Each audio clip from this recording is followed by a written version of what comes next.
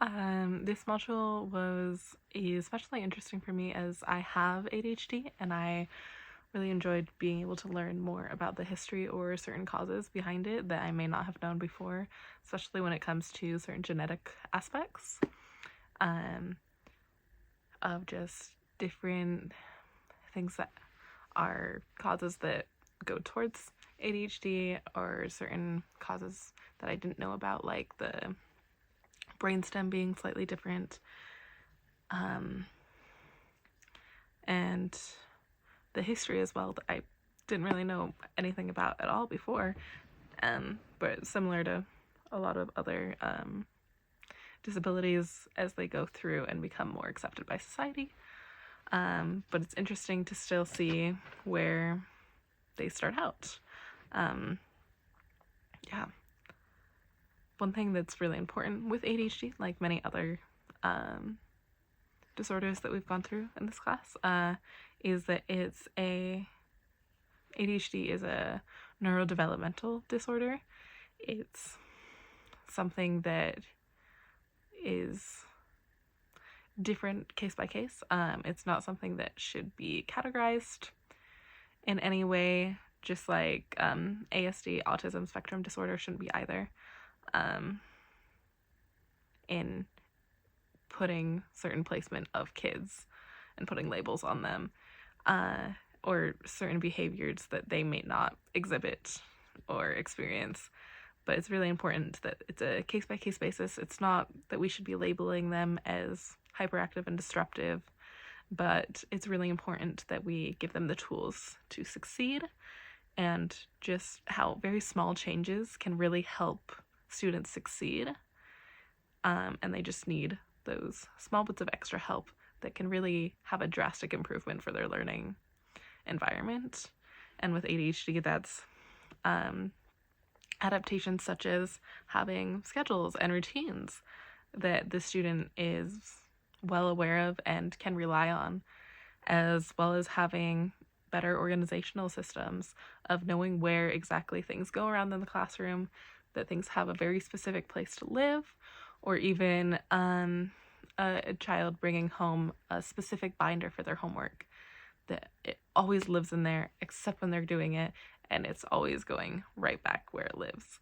And just very important to have those organizational procedures to help keep that kid on track, not only for learning, but in a lot of other living aspects as well, and as well as having very clear rules and helping to reinforce that child to keep up with those rules and follow them.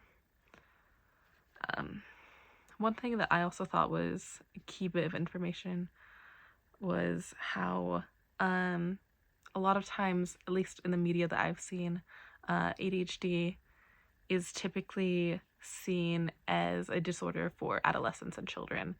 And it's really interesting to see that no, adults still, it's not a disorder that goes away. It's still something that adults struggle with as well. But again, it's learning the coping skills and the management and being able to incorporate certain adaptation that helps facilitate and adapt to life and learning and other procedures. But it's interesting to see how adults who were diagnosed with ADHD still very much struggle into adulthood, or even adapting into adulthood, or even adults who are diagnosed with ADHD after they've reached their transition period.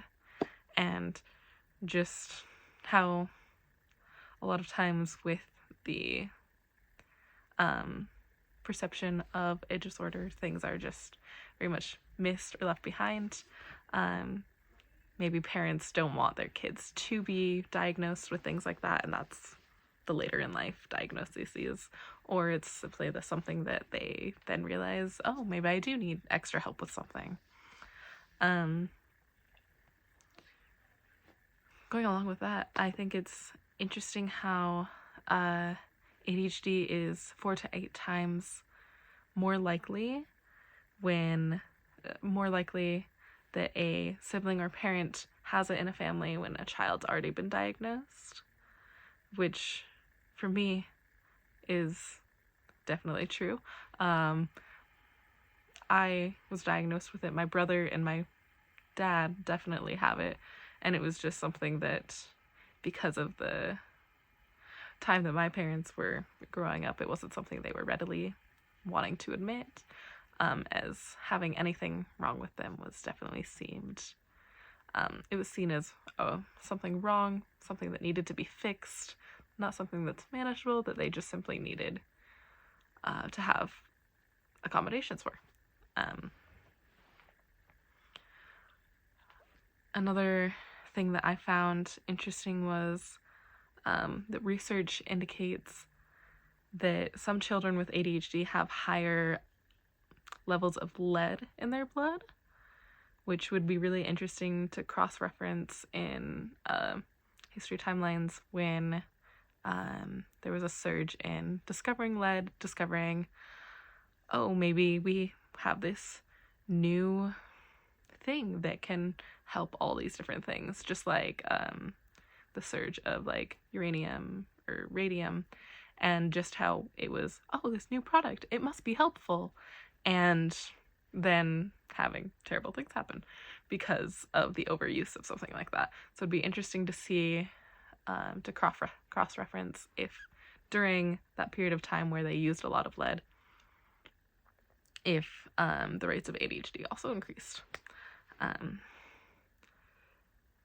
One thing that I'd like to understand a bit more about ADHD is, or just something that I'm wondering is,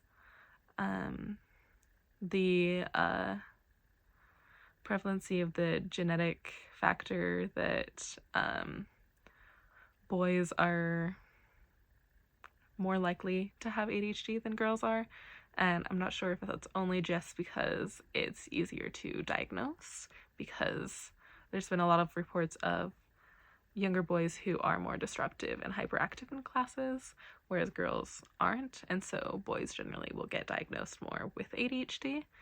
And so I'm wondering if it's just that they're diagnosed more often, or it's a genetic thing that boys are predisposed to having ADHD more than girls, and maybe why. Thank you.